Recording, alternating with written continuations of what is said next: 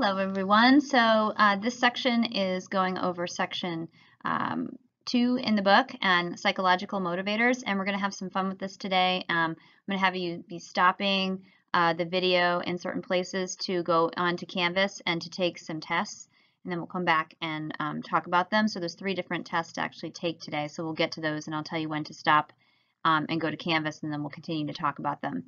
So in section 2, it has things about Maslow's hierarchy of needs, Deci and Ryan's self-determination theory, and then talks about the TAT test. So we'll be doing that today, thematic apperception test for motivation, and then things about cultural influences will be how we'll end this section.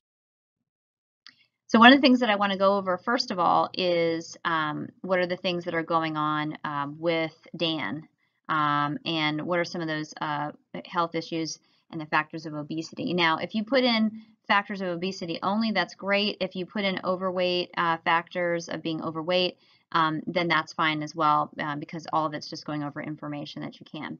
I'm hoping that some of you looked at calculating his BMI and realized that his BMI is around like 36, 37, somewhere in there, if I can remember correctly. And he's 34 and he has hypertension. Hypertension is a heart issue and blood pressure issue. And so at 34, he's definitely in the obese range and needs to be more healthy. Now, the reasons why that's happening, first of all, he's working the night shift, so his sleep is off, his circadian rhythms are off, and so that is creating him to eat and not process his food as well metabolically. His sleep is off, so that's also affecting his metabolic rate. And he's also craving more foods that are, of course, available in the cafeteria. He's also overeating and consuming more calories than he's expending. So the overeating factor is there as well. He's also leading a sedentary lifestyle, so that because he's playing golf, but most likely he is riding in a cart, so he's really not doing much, and he only plays golf a few times a month or once a month with his friend, and most of the time he's sitting watching television. Besides the supersize syndrome, he also has the cafeteria diet effect, which is because he's at work with the cafeteria, and it has so many choices. And we talked about satiety.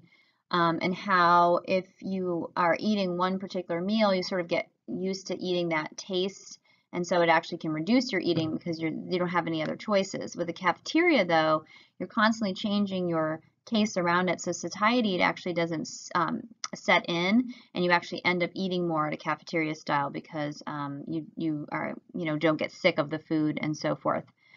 Besides this, we could also talk about issues of genetics, his family having passing along genetics in terms of weight, and also depression could be passed along as well. We could attribute his depression, though, to his lack of dopamine receptors, which obese people have developed less receptors, which makes it they're more prone to mental health issues. He could also have leptin resistance if he has, because more people with higher BMIs have more leptin, which can reduce his ability to want to stop eating and so forth if that resistance is there. Hopefully you guys did well on that. If you have any questions on it, please let me know so that you can get what you need out of that. I put as much in that one. I made up this example trying to put as much in there as possible so you would be able to use as many theories as possible. Okay, so let's move on to Maslow's hierarchy of needs in our first test that we're going to take.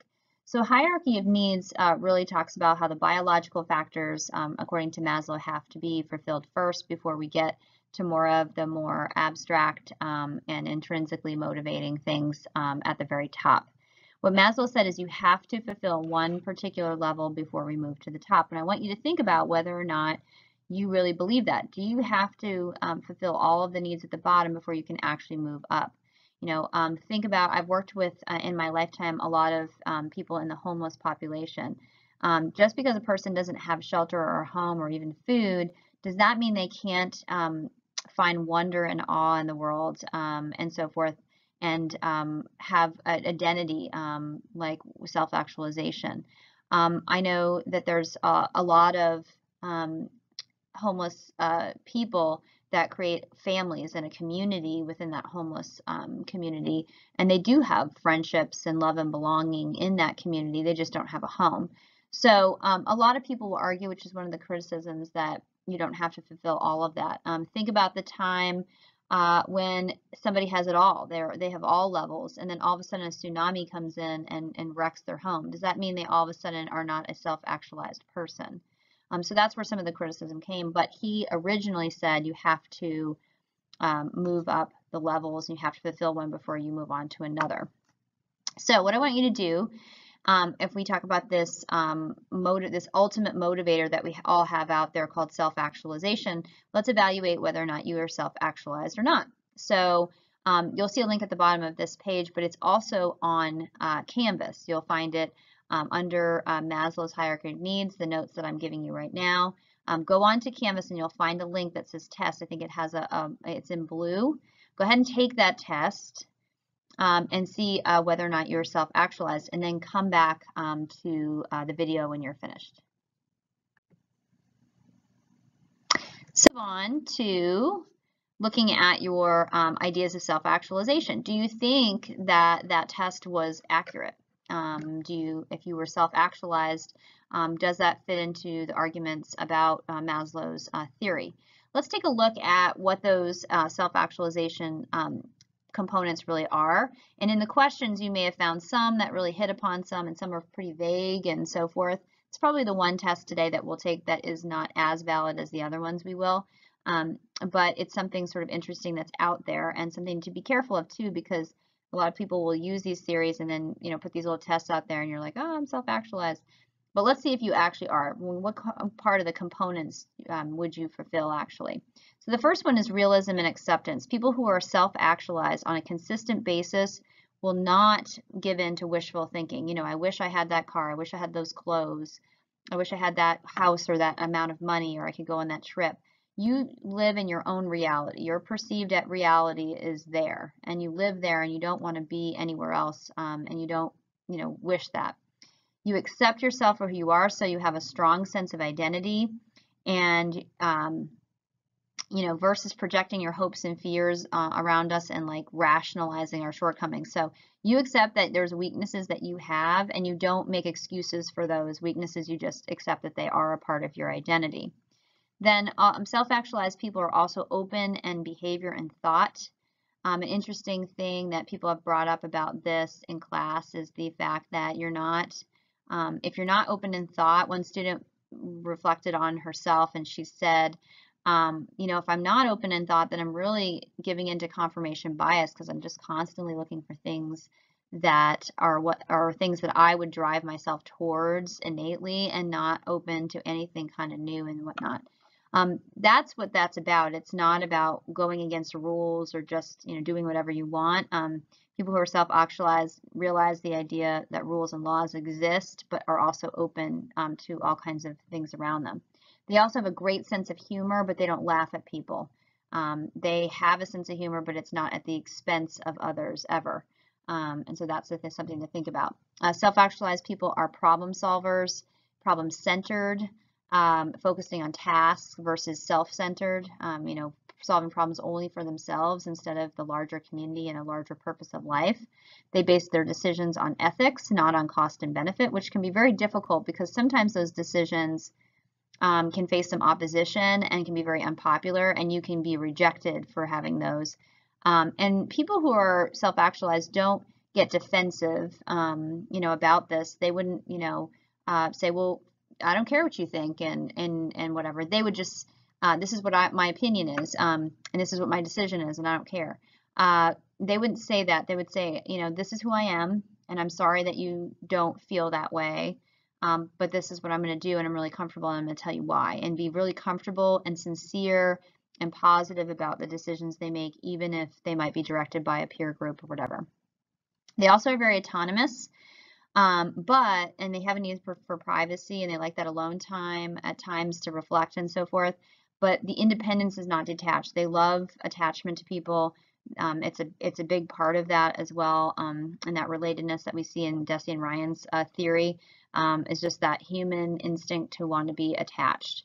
And then the last two, freshness of appreciation and peak experience, is all about appreciating the simple things, and finding the wonder and awe in the world that can lead to creativity, and feeling a sense and being lost in sort of transcending yourself into different moments and stuff. I don't think my work always, I'm sort of lost in transition, and lost in my own thoughts when I'm making PowerPoints and stuff, but I certainly enjoy it. And there might be other times in my life where I might be sort of have this intense wonder and awe in the world.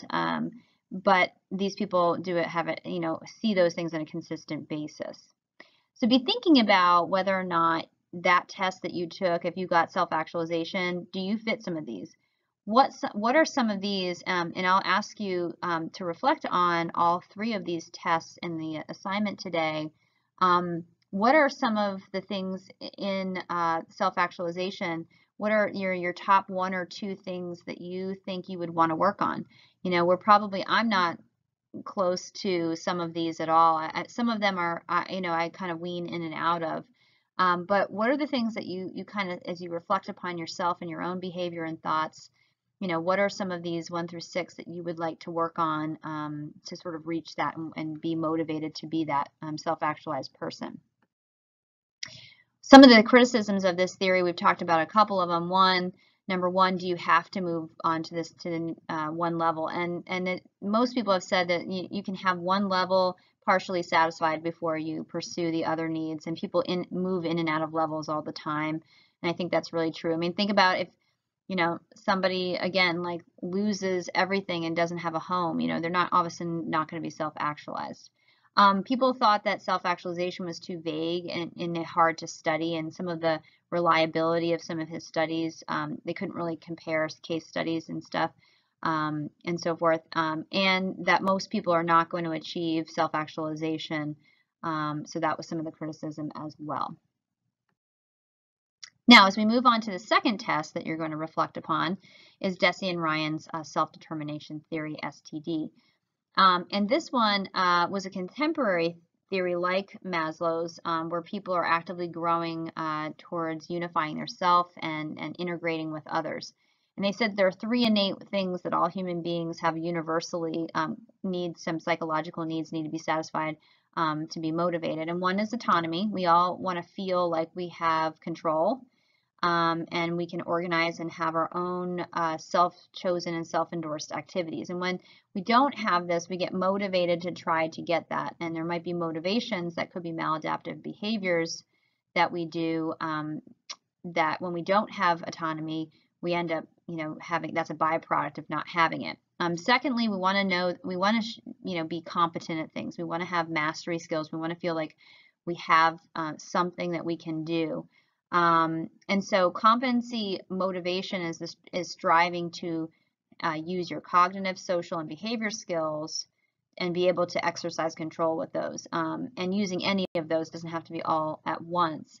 But we have this sort of sense as a human being to want to do something that we like, but also be really competent at what our interests are. And then number 3 is your relatedness, feeling attachment to others in a sense of belonging, and feeling secure, and having intimacy and relationships. It's a evolutionary thing that we as human beings, and also animals are the same way, that we have connections. It was a survival thing. If we didn't have hunters and gatherers, if they didn't have other people around them, then they would have died. They needed other people. So we have this genetic sort of readiness for relatedness and relationships, okay?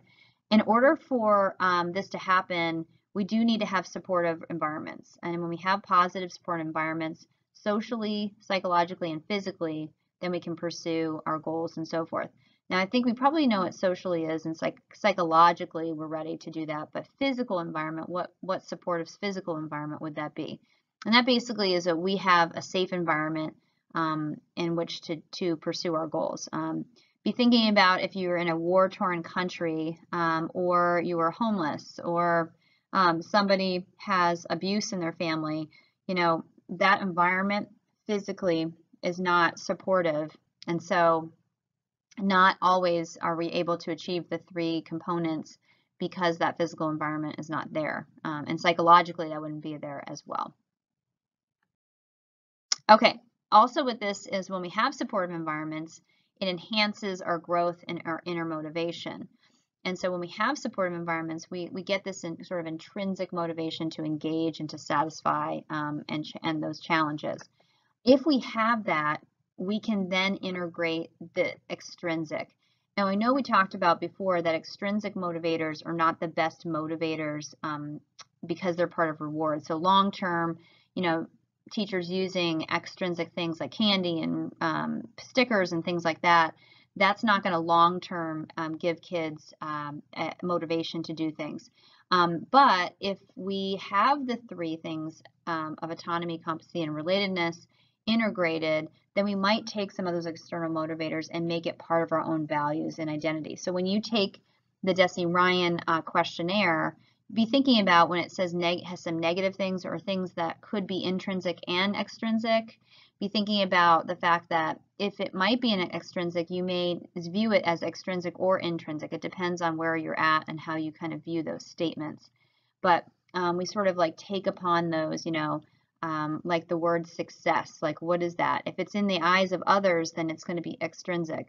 But this idea of success that can be an external thing could be integrated into intrinsic because we've now taken on success and we want success for ourselves. So now what I want you to do is go back into Canvas, and I want you to find the notes for Ryan, Deci and Ryan, or I want you to find the link for Deci and Ryan, sorry. And I want you to take that questionnaire. You may have to print it out. You could write your answers on a side sheet, whatever it might be. It'd probably be better if you could print it out and then write on the sheet itself and then give your answers. And what you're going to do is answer the questions for yourself, rating yourself, and then on the line, you're going to write whether or not it's an intrinsic motivator or an extrinsic, something internal or for yourself, or is it a reward, recognition, rule, or responsibility? And then come back to the video. Okay, so let's go over the answers for the intrinsic and extrinsic for the Ryan and Deci activity. So there's intrinsic or extrinsic is for number one, and mainly that is, let me get my paper on. Mainly that's because for this one, it's I'm unsure of the ability to achieve the goals I set for myself. Well, what I was thinking is it's definitely intrinsic, but it could be extrinsic because if you're unsure of the abilities of their goals, well, I don't know why you're unsure about those goals. It could be an external mode, something external that has caused you to be unsure of those goals. So it's possible that extrinsic could be in that one. That's why I put it there. Number two, intrinsic, definitely working on goals to maximize your effort. Anything that's, you know, about you. 3 intrinsic, 4, 5 extrinsic is all about rewards and finishing the report on time so you can get a coffee break. That's a reward. Number 6, I put both. And if you look at that, I believe if I work hard and apply my abilities and talents, I will be successful. So the idea of success, you know, could be in the eyes of others or for yourself. So intrinsic or extrinsic could be in that one as well. Okay. And then for number 7, extrinsic, that's pretty easy. 8, extrinsic, 9, intrinsic, 10, and then the last 2, intrinsic and intrinsic. So evaluate whether or not you found most of those the correct way. And again, be looking at those in terms of how to integrate intrinsic and extrinsic based on Ryan and Deci's theory. When we look at this particular theory in conjunction with Maslow, we can really see that it makes sense that as we go up the levels to self-actualization, that we're actually in more intrinsically motivated area of us. And if we relate it to school even, more learner-driven, you know, not you have to do this and the teacher has told you, but more learner-driven things are more intrinsic in nature. And the fact that a person isn't being told to do things, that they actually go and do things on their own. There's a student I have who's in Model UN who She, over spring break, was reading the Federalist Papers on the beach, as if any of you know what that is, just for fun. So those are the things that would be learner driven, things that, you're seeking knowledge for yourself, not because somebody's telling you to. When we look at this theory, and when you don't have a positive environment, you have a negative environment. So according to SDD, the self-determination theory, people are going to compensate and substitute with needs, defense mechanisms, or maladaptive behavior. So for instance, if somebody is frustrated with how they relate to others, some of you may have friends that seek approval in wrong ways. They're trying to seek attention from the group in a maladaptive way. It's not in a good way. It just doesn't feel right. And they're too much like that. You can see that they are, this theory would basically say they're frustrated, they're motivated because they're frustrated with the relatedness component. And in class, we talk about and discuss, what are some things for autonomy and competency. So if somebody doesn't have autonomy, they may seek the values and goals maybe of another person. And that's the motivator for doing that. And they might copy people a lot because they're having trouble and they're frustrated with the fact that they can't find their own autonomy. They may shut other people out. They may just decide to be totally independent and then push people aside and just do their own thing, not sort of looking at the consequences of that because they don't feel like they have enough autonomy. Competency, if people are not competent in something, they may choose to do something that's less challenging because they don't feel they're going to be competent at it. So that's a maladaptive behavior. We want to look for challenges. They also might rationalize why they don't do well at something and because they have weaknesses. So there's things there that can happen if the environment is not allowing people to achieve these three things that are innate to us all. And then you can see that in thinking and behavior. Okay? All right, let's move on to the last thing for the day, and that's the TAT test. This is achievement motivation, the drive to excel, exceed, or outperform others on a task. And Henry Murray wanted to really look at this need to achieve, and so that's what you're going to sort of look at with yourself when you take the TAT test. And it's called a thematic apperception. You are perceiving something in these ambiguous pictures. The interesting thing about the TAT test, we'll see it once more, it's used in motivation. It also is used in personality. It's a personality test that people can take. Also, therapists use it to open up conversation with patients. They can look at ambiguous pictures. If a therapist is having trouble getting a patient to talk, they could say, okay, write some things down about this picture or pictures, and then let's talk about what you see. And it kind of opens the door to sort of having conversations, because usually how you see something is your lens, and then when your lens is all about what's going on in terms of your thinking and your perception and cognitive perspective of the world. The ambiguous pictures are going to look like this, okay? And so the idea, the directions for the TAT test is viewing the ambiguous pictures and telling a story. What's happening, what's leading up to the scene, what's happening in the scene, and how are the characters thinking or feeling, or what's going to happen next, okay? Those are all things, and usually in the TAT test, they would give you several pictures, and it's very time consuming because what they would do is have to code everything. So each picture, you're giving an open-ended response, so then they have to say, okay, well, this sentence or this statement would go with this kind of pattern, and then they find the same kind of pattern in another picture that you've explained. They're going to look for how negatively you look at a picture, how positively you look at a picture, and so forth. One of the things they do use this as well is through, they will have criminals look at this. And so the criminals will actually look at these pictures, and they can kind of see what's going on in the criminal mind based on how they're viewing the picture. So basically what you're going to do is you are going to go back into Canvas, and you're going to find the TAT test link. It is going to show you one picture, and it's not going to show you, once you start writing and taking it, it's not going to show you the picture again. So make sure you study the picture before you start it, and kind of think again about what led up to the scene, what's going on in the scene, what happens next, and then how are the characters thinking and feeling. okay? And then once you press the orange button on the link, it'll give you a box that you're going to type, and it says to type for 10 minutes. You can type for 5 minutes if you want. It's totally up to you. The more you write, the better it'll be. You just keep writing, what's going on, how they're feeling, blah blah blah. And you're basically can tell a story. You can write. There's no form of it. It doesn't have to have a certain form. It doesn't have to have topic sentences. Nothing like that. You just start writing what you see, okay, and what your perception of the picture is. Once you're ready and you want to submit that, it's not going to let you go over 10 minutes. You're going to submit the orange button. If you go under 10 minutes, then just select that you're fine with ending the test early, not using the full 10 minutes. And then it will give you a profile. Okay, I want you to analyze the profile. How valid do you think it is? It's going to give you an interesting comparison with national things and also gender comparisons as well. So that will be going in your reflection for today as well. So go ahead and stop the video and go find the TAT test and then come back. Okay, so the last couple of things is about some of the other studies that were done and then the cultural stuff really quickly.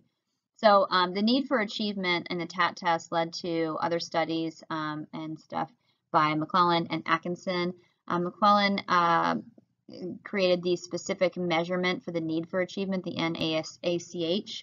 And they started to apply this to work settings. So you can imagine a organizational psychologist would look at organizational leadership and power motivations and so forth, and how people control within a group and influence behavior of groups and people in a group. They did some cross-cultural studies also with influencing economic development. And they made some correlations with achievement motivation and success. Success in grades, job performance, work output, all those things sort of were there. People who had a higher achievement motivation, these people chose long hours, good or bad, they did that. They'd spend more time on their job. They focused on their goals, and they didn't have to have gratification and reward right away. And they were really willing to step out of their comfort zone and to take risks. They also found that they displayed original thinking. They sought advice, and they really wanted feedback. They saw it as feedback, not criticism, in order to get better at their performance. And then lastly, there's a review on individualistic and collectivistic cultures and the motivations for that as well, and how culture can be affected motivationally wise. And so again, they did a study on Japanese athletes, Olympic athletes, and American athletes, and you really can see the difference between the individualistic and the collectivistic cultures when the Japanese emphasized the importance of the supportive relationships on the Olympic team. That really goes along with the more socially oriented collectivistic societies. They don't really show pride in the personal achievement like they found in the Americans, who were focused on wins and individual achievement and so forth. And that really goes with fulfilling, the social group in the collectivist society versus the individual success of the individualistic society. So remind yourself of those different motivators for culture. And then one of the things that you'll do as well today is you're going to do a review of perspectives from Unit 1 and motivation. So you're going to have the origin of motivation is based on a perspective. So you're going to write the example of the motivation as well. So you're going to define what the motivation for biological would be and then give an example for that. Then I'll give those answers to you next time. Okay? If you guys need anything, let me know, and have fun with this section and writing your reflection on the 3 tests.